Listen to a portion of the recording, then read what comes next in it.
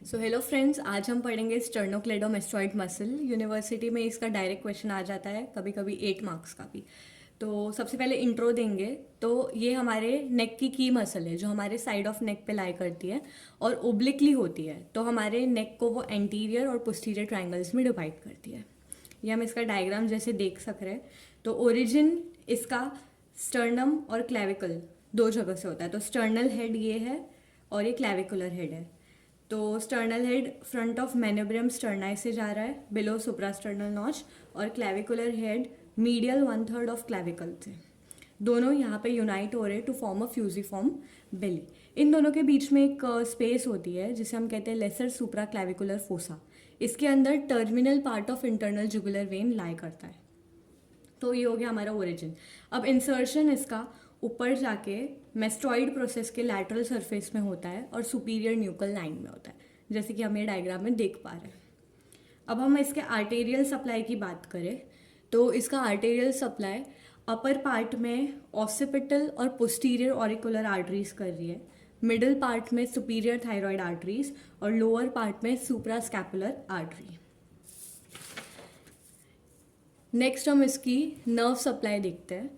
तो nerve supply, main nerve supply है spinal accessory nerve की, और ventral रेमाई of C2 and C3 vertebrae है, उनकी भी ब्रांचेस यहाँ पे सप्लाई देती है। ये सप्लाई जो है वो मोस्टली सेंसरी होती है, जो कि इंफॉर्मेशन लेके जाती है। कैसी? Proprioceptive sensations.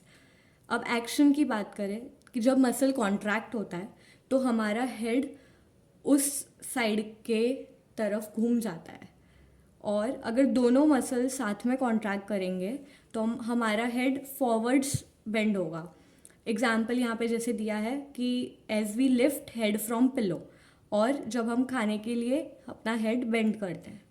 अगर हेड फिक्स्ड है तो दोनों स्टर्नोक्लेडोमेस्टोइड मसल्स है वो एक्सेसरी मसल्स ऑफ रेस्पिरेशन बन जाते हैं, वो फोर्स्ड इंस्पिरेशन में हेल्प करते हैं। इसकी अप्लाइड दो है, टॉर्टिकोलिस एंड स्टर्नोमेस्टोइड ट्यूमर। टॉर्टिकोलिस को रायनेक भी बोलते हैं। उसमें हेड जो है वो एक साइड पे बेंड हो जाता है और चिन जो है वो अपोजिट साइड को पॉइंट करती है। ये क्यों होता है? ये स्टर्नोक्लेडोमेस्टोइड और ट्रपीजियस मसल के स्पाज्म के कारण होता है। इन दोनों को सप्लाई करती है हमारी spinal accessory nerve.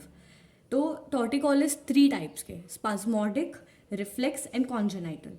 Spasmodic torticollis में पेनफुल कॉन्ट्रैक्शंस होते ट्रपीजियस और स्टर्नोक्लेडोमेस्टोइड मसल के एक ही साइड पे। ये क्यों होता है? ये कभी कभी बहुत ज़्यादा कोल्ड के एक्सपोजर के वजह से या पिलो के माल एडजस्टमेंट के वजह से हो सकता है। Reflex torticollis is due to irritation of spinal accessory nerve. जो नर्व सप्लाई कर रही है इस मसल को, उसका इरिटेशन हुआ। ये किस वजह से हो सकता है? इन्फ्लेमेशन या फिर पस जो लिम्फ नोड्स में होता है।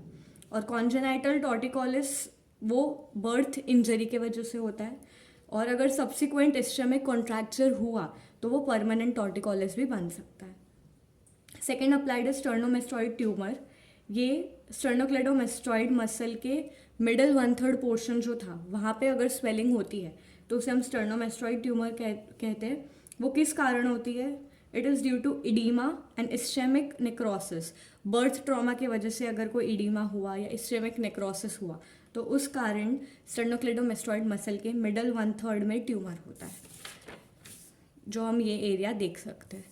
तो ये नोट्स मैं आपको टेलीग्राम चैनल पे प्रोवाइड कर दूंगी, एंड आप स्क्रीनशॉट भी ले सकते हैं। Thank you so much.